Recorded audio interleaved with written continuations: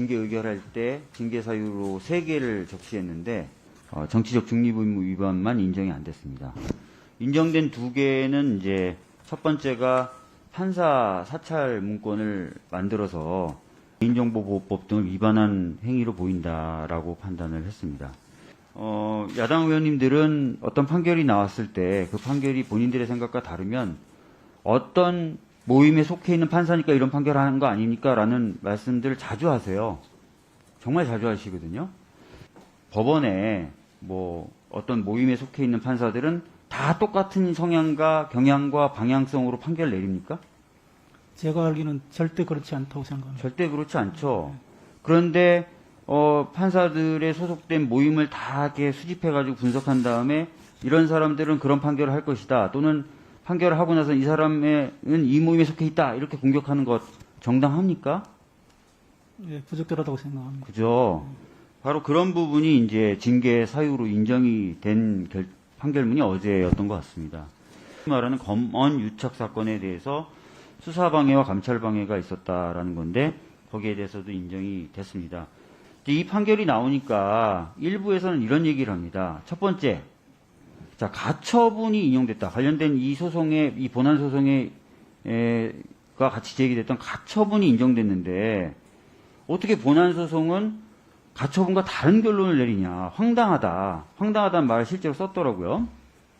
실제 제가 알기로 통계적으로도 반 이상이 아마 집행정지 결론과 본안 결론이 달라지지 않을까 그렇게 추측을 하고 있습니다. 알겠습니다. 황당한 일이 아니다. 오히려 반 이상 정도가 결론이 달라지는 경우가 있다라고 말씀하셨습니다. 그리고 굉장히 이 사건을 빨리 처리해서 특정 정당의 경선 과정에 영향을 미치기 위해서 판사가 서둘렀다. 제가 느끼기에는 그렇지 않다고 하는데 특정 정당의 경선에 영향을 미치기 위한 정치적 판결이다. 내용이 그렇게 구성이 돼 있다. 그렇지는 않다고 생각합니다. 그렇지 않죠. 그 자체 글자 그대로 해석하는 게 옳지 않는가 그렇게 생각하고 있습니다. 예, 알겠습니다.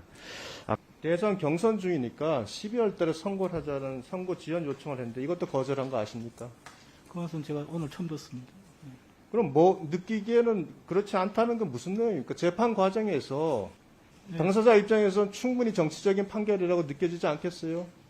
근데 실제 원장님의 그 말씀 한마디에 마치 이 판결은 어떤 문제도 없다는 식으로 국민이 오해할 수도 있기 때문에 제가 다시 한번 물어본 겁니다. 네, 결론의 당부에 대해서는 제가 말씀드릴 수는 없고요. 제가 그 재판 진행 절차에 대해서 구체적으로 보고받은 바가 없기 때문에 그러시다면 제가 구체적인 그냥 내용은 느낌을 모르겠다라고 답을 하셔야죠.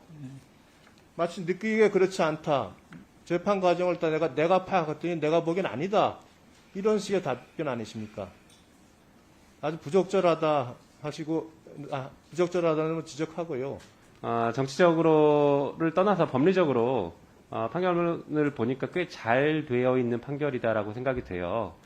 이게 선고기일이 연기가 안 돼서 이게 정치적인 판결을 한 것 아니냐라는 지적이 있을 수 있는데 오히려 지금 국민의힘에서 경선 중이기 때문에 특정 후보의 정치 일정을 고려해서 선거기일을 연기하는 것 자체가 또 그 다른 후보들에게는 정치적인 결정이다 이렇게 보여질 수도 있지 않겠습니까?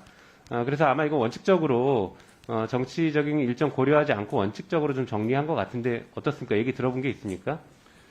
예, 정치적인 고려를 했으면 어제 선고를 안 했을 것 같습니다. 국감을 앞두고 어제 선고한 자체가 네. 그런 의식을 전혀 안 했다는 걸 뒷받침하지 않는가 싶습니다. 예,